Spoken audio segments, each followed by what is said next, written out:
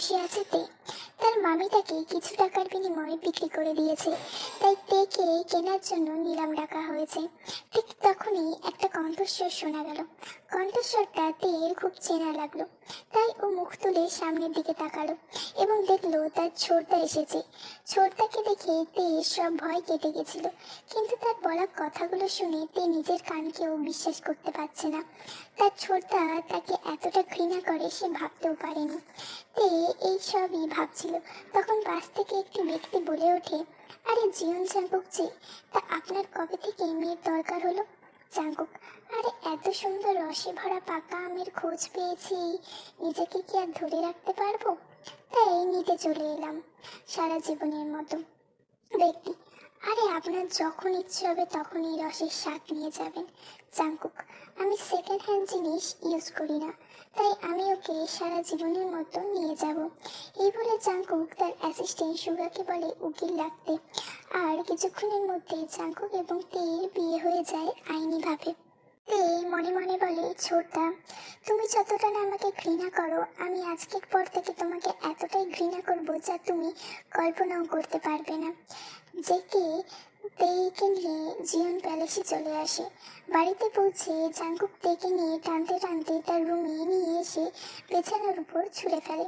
তারপর তের উপর উঠে পড়ে এবং তের গালে উঠোতে ধীরে ধীরে স্লাইড করতে থাকে। তখনই তে বলে ওঠে, কি হলো, শুরু করুন, দেরি করছেন কেন? এটা আমার প্রথমবার হলেও আমি সবটুকু দিয়ে চেষ্টা করব আপনাকে স্যাটিসফাইড করার। জাঙ্কুক তের দিকে অবাক দৃষ্টিতে তাকিয়ে থাকে, তারপর বলে ওঠে, আমি তো তোকে ওদের হাত থেকে বাঁচানোর চেষ্টা করছিলাম। তে জাঙ্কুকের দিকে তাকায়, তুই কি ভাবলি আমি এইসব বলবো? একদম না, আমি তোকে আমার তৃষ্ণা মেটানোর জন্য এনেছি। আমার যখন যেভাবে ইচ্ছে হবে আমি তখন তোকে সেভাবেই ইউজ করব। এই বলে জাঙ্কুক তের উপর থেকে উঠে ওয়াশরুমে চলে যায়। আর কিছুক্ষণ পর ফ্রেশ হয়ে বেরিয়ে আসে এবং বেরিয়ে এসে তেকে বলে তাড়াতাড়ি করে ফ্রেশ হয়ে বেরিয়ে এসে খাবার তৈরি করতে। এই আর কোনো কথা না বাড়িয়ে চুপচাপ ফ্রেশ হয়ে নিচে গিয়ে রান্না কমপ্লিট করে এবং জাঙ্কুককে ডাকে খাওয়ার জন্য।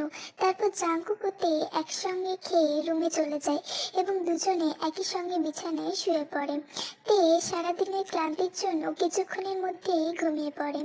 তেকে ঘুমিয়ে যেতে দেখে জাঙ্কুক ধীরে ধীরে তের কাছে যায় আর তারপর বলতে শুরু করে, তুই আমাকে বুঝলি না, তোকে ওদের কাছে দেখে যে আমার কি অবস্থা হয়েছিল সেটা বলে বোঝাতে পারবো না। আমার তখন মনে হচ্ছিল আমার পুরো পৃথিবীটাই থমকে গেছে। এই বলে জেকে তেকে শক্ত করে জড়িয়ে ধরে এবং কিছুক্ষণের মধ্যে সেও ঘুমিয়ে পড়ে। পরের দিন সকালে তে কফি করে নিয়ে জাঙ্কুকের কাছে যায় এবং তে জাঙ্কুকের দিকে কফিটা বাড়িয়ে দিতে দিতে বলে, ব্রেকফাস্টে কি খাবে? তখন জাঙ্কুক তের কাছ থেকে কফিটা নিয়ে টেবিলের উপর রেখে দেয় এবং ধীরে ধীরে তের দিকে এগিয়ে যেতে থাকে আর তে ধীরে ধীরে পিছিয়ে যেতে থাকে। একটা সময় তে পিঠটা দেয়ালে গিয়ে ঠেকে। জাঙ্কুক তের কানের কাছে মুখটা নিয়ে গিয়ে বলে, অনেক কিছুই তো খেতে ইচ্ছে করছে, কিন্তু আপাতত জ্যাম আর পাউরুটি খাবো। কথাটা বলার পরে জাঙ্কুক তেকে ছেড়ে দেয় আর তে দৌড়ে ঘর থেকে বেরিয়ে যায়। তের এইরকম অবস্থা দেখে জাঙ্কুক মুচকি মুচকি হাসছে আর বলছে, তোকে জ্বালানোর উপায় পেয়েছি তে। তারপর থেকেই জাঙ্কুক এইভাবে তেকে বিরক্ত করত। তে জাঙ্কুকের মতলবটা ভালোভাবেই বুঝতে পেরেছে, তাই তে এবার ঠিক করে সেও জাঙ্কুকের সাথে একই রকম কাজ করবে। জাঙ্কুক সাবান নিয়ে বেরিয়ে আসার পরে তে গিয়ে জাঙ্কুককে পিছন থেকে জড়িয়ে ধরে এবং হটভাবে টাচ করতে থাকে। কিছুক্ষণ পরে জাঙ্কুককে ছেড়ে দিয়ে দৌড়ে রুম থেকে বেরিয়ে যায় তে। তখন জাঙ্কুক বলে, আমার ট্রিক্স আমার উপরেই প্রয়োগ করা হচ্ছে, দাঁড়া দেখাচ্ছি তোকে মজা। তারপর তে সুন্দর করে শাড়ি পরে রেডি হয়ে বসে আছে জাঙ্কুকের জন্য। ঠিক তারপরেই কলিং বেলটা বেজে ওঠে আর তে গিয়ে দরজা খুলে দেয়। জাঙ্কুক তেকে এইভাবে দেখে নিঃশ্বাস নিতে ভুলে গেছিল কিছুক্ষণের জন্য। তের ডাকে জাঙ্কুকের ঘোর থেকে বেরিয়ে এলো এবং বাড়ির মধ্যে প্রবেশ করলো।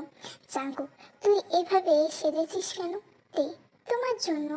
জাঙ্কুক, মানে? তে, কিছু না, খাবে চলো, এই বলে সেখান থেকে চলে যায়। ওর ওরা দুজনে রাতের খাবার খেয়ে রুমে চলে আসে। তে আয়নার সামনে দাঁড়িয়ে গয়না খুলছিল। জাঙ্কুক লক্ষ্য করে তের উন্মুক্ত ফর্সা পিঠটা, আর ধীরে ধীরে তের দিকে এগিয়ে যেতে থাকে এবং একটা হাত দিয়ে তের পিঠে হালকা করে স্পর্শ করে, আর একটা হাত দিয়ে শাড়ির ভেতর দিয়ে তের পেটের উপরে রাখে, আর মুখটা তের ঘাড়ে গুজে দিয়ে জোরে জোরে নিঃশ্বাস নিতে থাকে। জাঙ্কুকের এরকম স্পর্শে তে কেঁপে ওঠে। হঠাৎ করে জাঙ্কুকের কিছু একটা মনে পড়তেই সে তেকে ছেড়ে দেয় এবং ছেড়ে দিয়ে চলে যায়। যেতেই নাই তখনই তে জাঙ্কুকের হাতটা টেনে ধরে জিজ্ঞাসা করে, কি হলো, কোথায় যাচ্ছ? জাঙ্কুক কোনো উত্তর না দিয়ে চলে যাচ্ছিল, কিন্তু তে তাকে থামিয়ে দিয়ে জড়িয়ে ধরে বলে, আমি তোমাকে খুব ভালোবাসি। তের মুখে এরকম কথা শুনে জাঙ্কুক অবাক হয়ে যায়। তে আবার বলতে শুরু করে, আজকে আমাকে গভীরভাবে একটু ছুঁয়ে দিবে প্লিজ? তের মুখে এরকম কথা শুনে জাঙ্কুক আর একটুও অপেক্ষা করে না, তেকে কোলে তুলে নিয়ে বিছানায় শুয়ে দেয় এবং ধীরে ধীরে আদিম খেলায় দুটো মানব মানবী মেতে ওঠে। গল্পটা যদি তোমাদের ভালো লেগে থাকে please like, comment, share and subscribe.